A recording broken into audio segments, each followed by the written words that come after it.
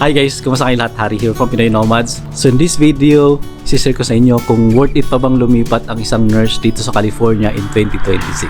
Take me out to California. Take me out to California. I feel the day is coming to an end, and my eyes are drawn to southern skies. Good morning guys, kumusta kayong lahat? So ngayon ay papunta kami ni Mrs. sa Sacramento. Bali isa't kalahating oras po siya galing dito sa amin sa Chico, California. A-attend nga po pala kami ng marriage conference ni Mrs. Ngayon ay February 6. Kaya yung church namin every February nagkakandak sila ng marriage conference for couples. Kaya yeah, nag-invest ang church at nag-invest din kami, nag-time off ako, pati si Mrs. para maka-attend kami to strengthen our marriage, no. Maganda rin guys na nakaka-attend ng mga conferences like yung marriage conference para sa mga mag-asawa dito sa US. So alam niyo naman dito sa Amerika, puro trabaho. So halos yung mga mag-asawahan dito ay wala nang time sa isa't isa kasi busy. Pero dapat i-balance din natin kasi kung hindi, magsasuffer yung relationship nating mag-asawa. So kaya nga tayo pumunta dito sa abroad, sa US for example, ay para guminhawa yung buhay ng pamilya. Pero kung at the end of the day maghihiwalay, magdi-divorce lang din kayo dahil in pursuit of American dream, maayos at marangyang buhay. Pero kung magsasacrifice naman yung relationship ng pamilya, magiging broken family, edi sayang, magstay na lang sa Pilipinas at manahimik doon. So lalo na dito sa US, maraming temptations, materialism, infidelity, mga kung ano-ano mga gawa ng diablo sa buhay at sa tayo ginagawa natin sa buhay natin. Kaya yung time with your family, time with your wife and kids, very important. Yun, lagi tayong mag-pray, read our Bible every day para may strengthen yung faith natin and at the same time may strengthen yung relationship natin with our family. So yun guys. Mami, hi ka nga ulit. Hello guys! Kamusta kayong lahat? Alright guys, punta na muna tayo ng Sacramento habang maaga pa. Take me out to California. Take me out to California. I feel the day is coming to an end, and my eyes are drawn to southern skies. And all the while I was trying to pretend the promised land was there beyond the great divide. But I'll be coming home soon. Yeah, I'll be coming home soon. So take me out to California, where the sun is always high, where the streets are paved with gold and no one ever gets old. I'll be longing for that day till you come and take me home. California, California, here I come. Okay guys, so worth it pa bang lumipat sa California in 2026? Para ito sa mga nagbabalak from other states or nasa ibang bansa po kayo like Canada, UK, Australia, galing kayong Middle East like Saudi, UAE, at kung saan-saan pa guys, na gustong lumipat dito sa Amerika or here in California in particular, maging yung mga nurses na papunta pa lang po dito galing Pilipinas. Kung worth it pa bang lumipat sa California in 2026 ang isang nurse? Ang maikling sagot guys ay yes. In my humble opinion ay yes na yes. But depende po yan, no, sa situation po ninyo, no. So maraming factors na dapat kayong i-consider in moving here in California. So maraming considerations. So number one po yung consideration ay yung sahod, no? So alam naman natin yung California nurses is the highest paid nurses in the States, no? Sa buong Amerika, pinakamalaki ang sahod ng mga nurses. Nagre-range yan from 120 to 150. Yung mga well-experienced saka yung magagandang mga hospitals ay sumasahod sila hanggang 200, 250. And depende po yan sa location, no? So for example, dito sa Northern California, mga matataas magpasahod guys ay yung mga malalaking hospitals like Stanford, UCSF, Kaiser, Sutter Health, at kung ano-ano pang mga malalaking hospitals po dito na maganda yung bigayan, no? So nagre-range yung sweldo nila from 60, 70, 80, 90, 120 dollars per hour. So depende na lang po yan, no, sa sitwasyon ninyo, kung gaano kahaba na yung experience nyo, kung anong area, like yung kung special area mas malaki din, no. Kung nurse practitioner kayo or CRNA kayo, wow, diba yung ganun guys. Kung kaya nyong mag-upgrade, no, pagdating nyo dito, like maging nurse anesthetist or nurse practitioner, maganda yung kitaan pagka ganun guys. So yung mga ibang states guys, ang sinasahod ng mga taga-ibang states ay $25, $30, lalo na pag mga baguhan pa lang na nurse, bago pa lang dito, 35, 40, ganyan, depende sa state. So nag-average ang sahod ng nurse sa ibang states ng $60, $70, $80,000, $90,000 per year, no, or annual income po nila. Yung mga base pay lang po yan, no. So napakalaki ng difference sa sahod yung mga nurses sa California compared to other states. Feeling ko kaya maraming gustong pumunta rito sa California ay significantly higher talaga yung sahod guys. Okay guys, second consideration ay hindi lang yung sahod, syempre i-consider nyo din yung cost of living, kung saan yung lilipatan nyo dito sa California. So tandaan nyo guys, ang California is napakalaki, no.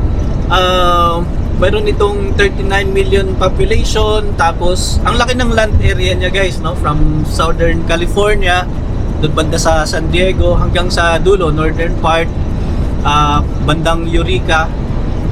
Nagva-vary yan, no, depende sa city to city.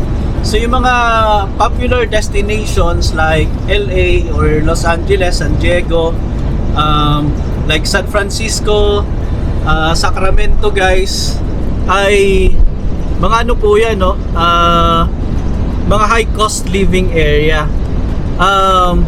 Kung lilipat po kayo dito, so you have to make sure na research nyo yung cost of living ng lugar na pupuntahan nyo. So magkano yung rent, no? So by the way, ang pinakamalaking expense ng mga tao dito is yung bahay, no? It's either kung bibili ka ng bahay or kung magre-renta ka. So syempre initially siguro ay magre-renta kayo.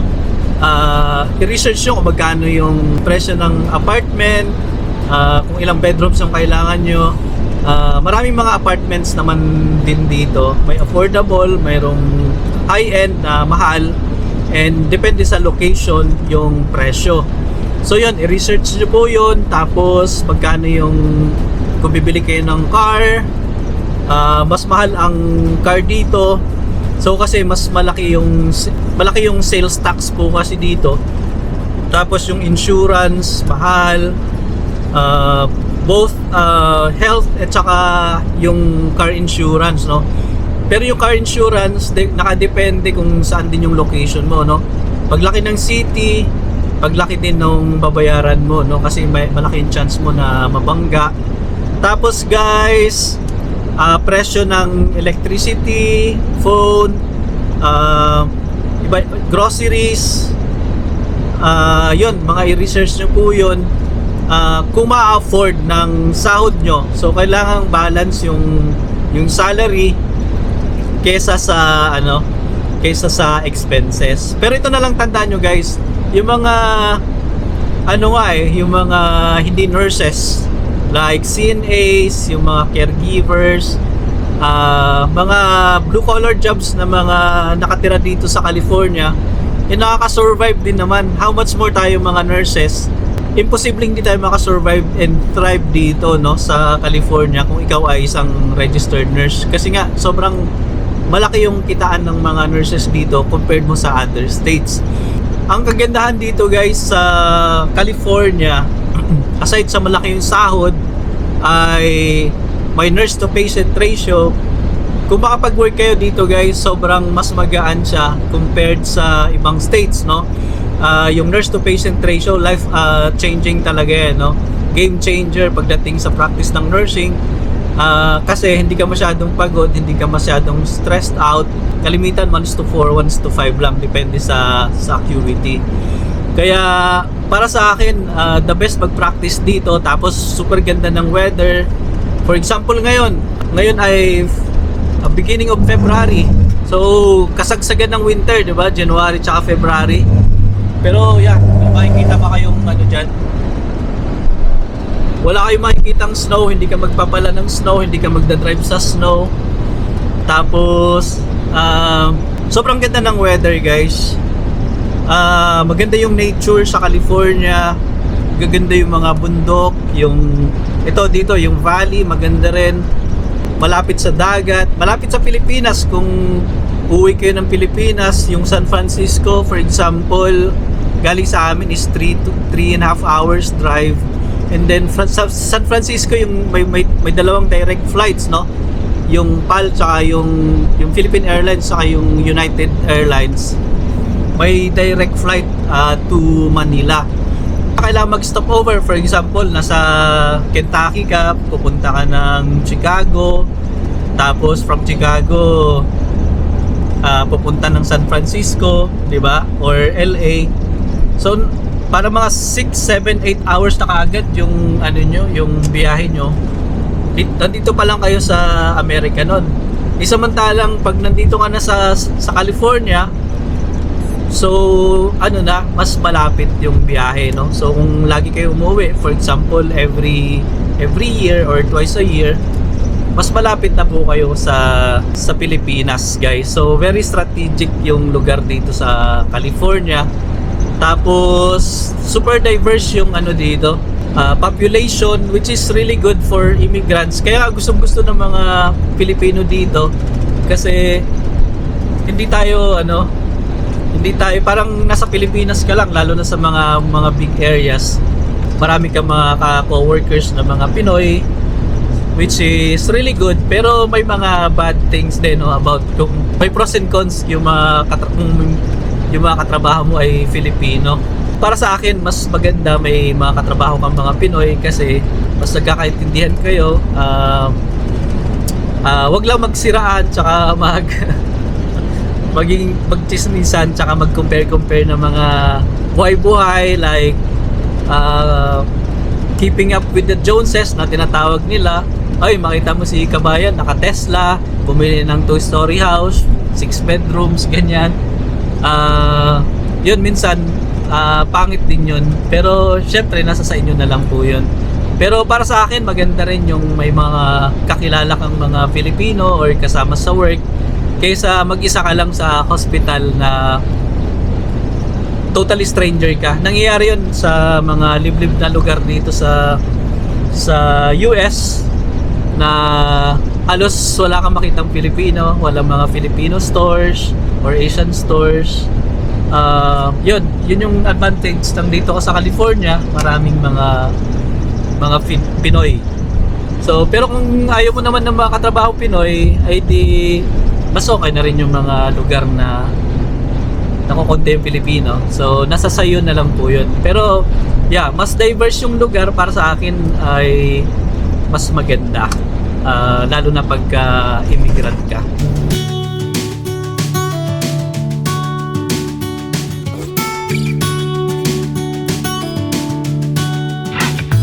I was on a plane to California. I had all the time I'd ever need. Did you even know I was looking for you? I think that I was hiding in between. How long did you wait for me?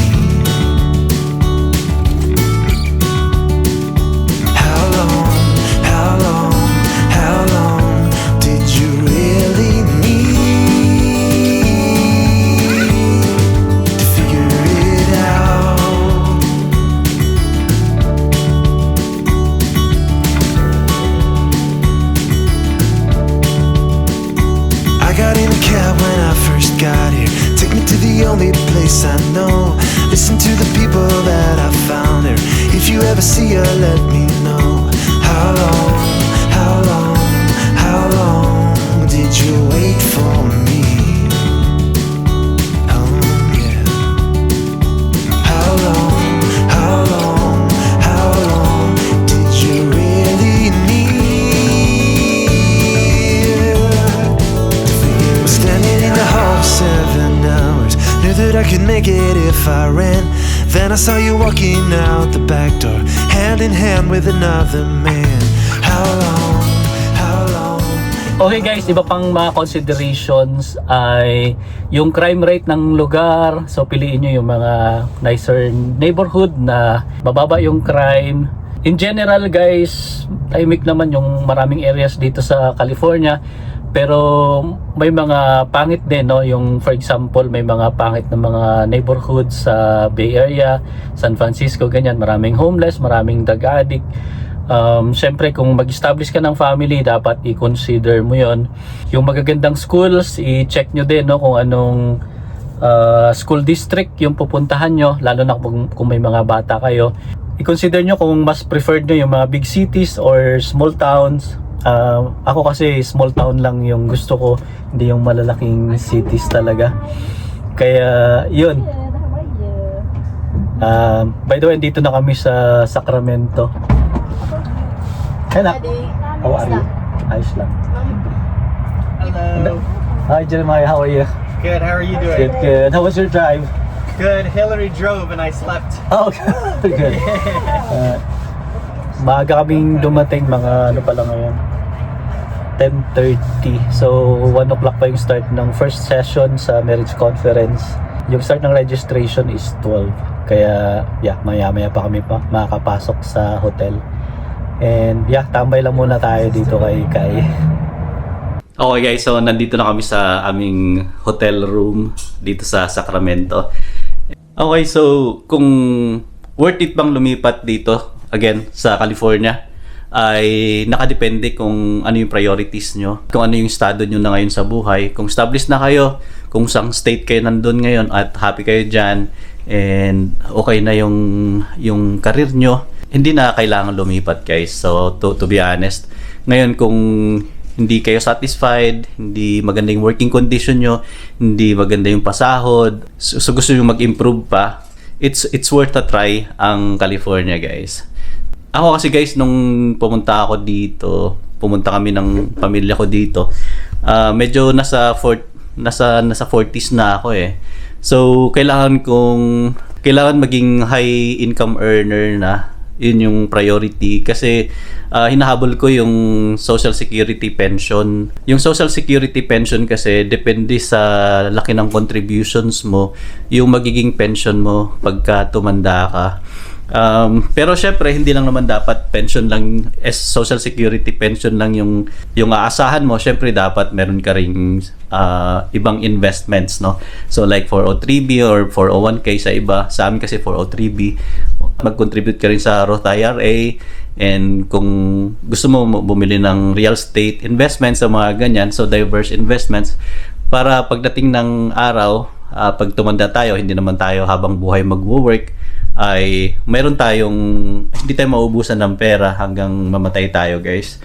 Dito kasi guys sa California, since 6 figures nga halos ang average na income dito, malaki yung deductions ng Social Security. So pag malaki ang deduction ng Social Security, kasi based yun sa percentage ng income mo every month, mataas din yung magiging pension mo. Kasi sa akin guys, so since nasa 40s na ako, ilang taon na lang, no, ang itatrabaho ko dito sa Amerika. So I'm running out of time kasi ang computation kasi ng Social Security sa 35 years ng working ng working years, i-compute nila yung 10 years na highest income mo out of 35 years. So halimbawa na lang, so feeling ko kasi 10 years lang ako mag-work dito sa US and then that's it. So kailangang nasa high income bracket ako para at least kahit paano mga 2,000, mga 2,500 a month. Okay ng pension yun, no? Aside doon sa mga investments na na pwede mong pasukin. So yun lang din para sa akin. So kaya kung hindi pa kayo stable, tapos yun nga, nandyan pa rin yung desire or yung willingness nyo na mag-adjust, mag-adapt sa bagong environment. So hindi pa kayo totally settled kung saan man kayong state nandyan ngayon, ay hindi masama guys na subukan yung California.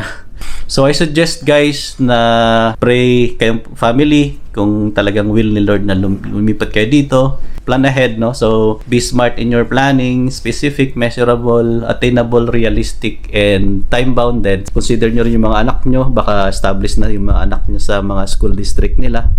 Nag-build na sila ng mga kaibigan. Minsan ayaw nila mag-move. Mahirap sa mga bata yung pag-move, pati yung sa asawa mo. So the whole family should be involved in decision making. Yeah, pray for it, ask wisdom from the Lord kung ano ba talaga. Bigyan kayo ng tamang kaunawaan sa bagay na to. And then, yeah, prepare and execute your plans. Yeah, evaluate din kung saan na banda, no? Stages po kasi yan.